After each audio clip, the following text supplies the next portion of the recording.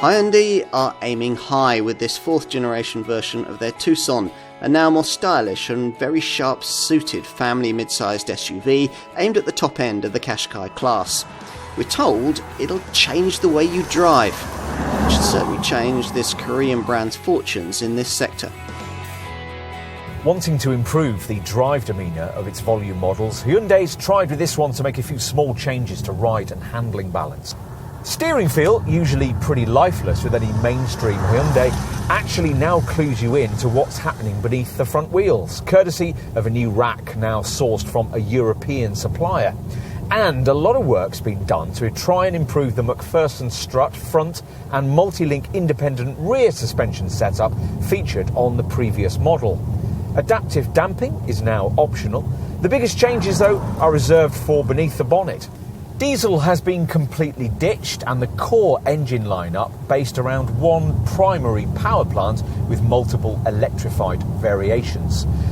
Hyundai has chosen to use its 1.6-litre TGDI petrol turbo direct injection SmartStream unit as the base starting point here, which in the mainstream range was from launch offered either in conventional 150 PS form or with the same output using the brand's MHEV mild hybrid tech.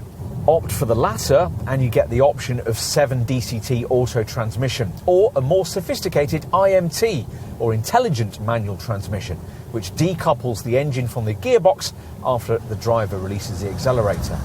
In auto form, the MHEV model can also be had with 4-wheel drive and a higher 180 PS output.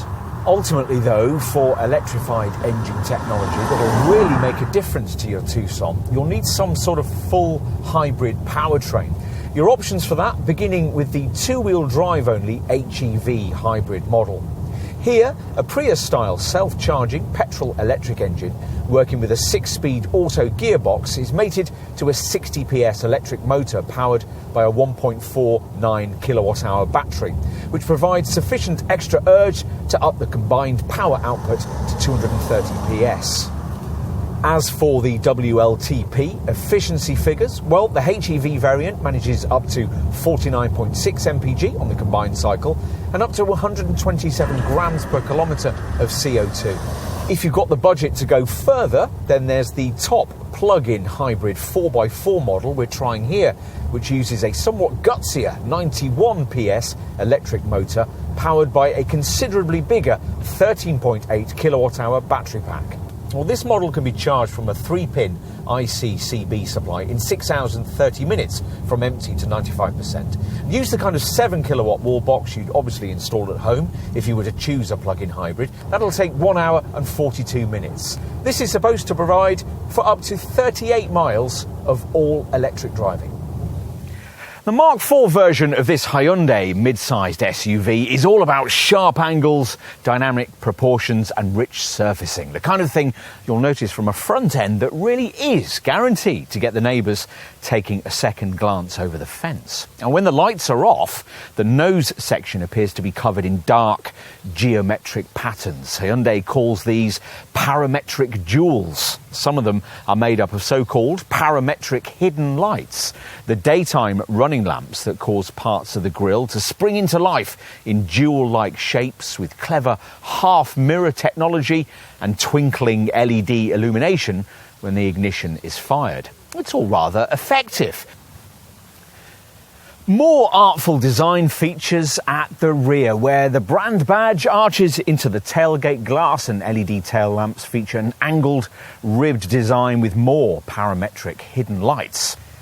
The profile perspective, its cab forward stance and swept back shaping with black roof rails disguising a 20mm increase in length for this NX4 series model, isn't conventional either. In fact, we're not sure we've ever seen a silhouette with quite as much of a riot of chiselled edging and conflicting creases as this one.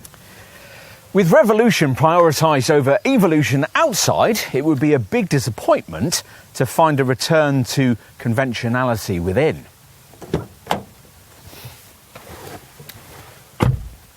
Fortunately, that's not what you're served up behind the wheel, where Hyundai promises what it calls an advanced and fully customizable digital experience. In this case, what that gets you is a fully digital, configurable, dual cockpit screen design that features a 10.25-inch instrument cluster display paired with a centre stack AVN touchscreen of the same size. It's all a massive improvement from the drab interior of the previous generation model and is complemented by a high centre console flowing into a centre stack that for the first time on a Hyundai is fully touchscreen orientated. There's certainly lots to adjust to here. The usual cowl over the instrument cluster's missing, and for those not wanting a stick shift, Hyundai has dispensed with an auto gear stick, favouring big Fisher-Price style silver centre console buttons instead. There's a curiously styled 4-spoke steering wheel with unusual lower silver detailing, and providing you avoid entry-level trim, there's no ignition key either, just this rather hidden silver fascia start button. Now, whether or not you really like all of this depends on how you feel about modern technology, but whatever your perspective on that, you can't deny the Tucson has much more of a premium feel this time round. Quality materials and soft touch surfacing everywhere you look. All-round visibility is a little compromised, but the seats are comfortable and there's plenty of cabin storage.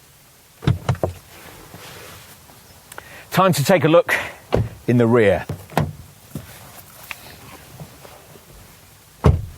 Sure enough, the back seat now has a slightly more spacious area feel that's backed up by a measurement suggesting that passengers back here will now enjoy another 26 millimetres of legroom with lots of space to slide your feet beneath the front seats. There's near class-leading headroom too, with both attributes unaffected should you opt for either a full hybrid or, as here, a plug-in drivetrain. We'll finish with a look in the boot, which, unless you've splashed out on a top trim level, you'll have to raise yourself. Now, the space you'll get within will depend a lot on the powertrain you've chosen for your Tucson. This plug-in hybrid variant offers only 558 litres of space, which is the sort of thing you might expect given the need for the underfloor battery system, but it's disappointing to find that the MHEV mild hybrid model most Tucson customers are likely to choose, which has a tiny battery, is almost as compromised with 577 litres of space. For some reason, the full hybrid HEV variant manages to be a lot better in this respect, offering 616 litres, nearly as much as the completely unelectrified, conventionally engined base derivative, where it's 620 litres. The rear bench folds almost flat and releases up to 1,737 litres of space in this plug-in model. It's 1,756 litres in the mild hybrid version, 1,795 in the hybrid, and 1,799 with the conventionally engined model. Hyundai isn't shy about charging for this 4th generation Tucson, but when you look at what you get, there's still a lot being delivered for your not inconsiderable outlay. Though you could also say that about the identically engineered Kia Sportage, which can be slightly cheaper. And while we're raising potential issues, we'll also point out that if you habitually tow heavy loads, then this car's new era hybrid powertrains won't suit you at all. And other rivals are slightly better in dealing with slippery surfaces, or they'll deliver 4-wheel drive for the kind of asking price Hyundai no longer wants to try and match. For all that, there's no doubt that this Korean maker has turned quite a corner here. A switch from delivering the kind of mid-sized SUV you might need to one you might genuinely really want, which of course, as every modern brand knows, makes all the difference in the world in such an overcrowded segment. The Tucson model line needed a bit of a spark to really ignite its appeal.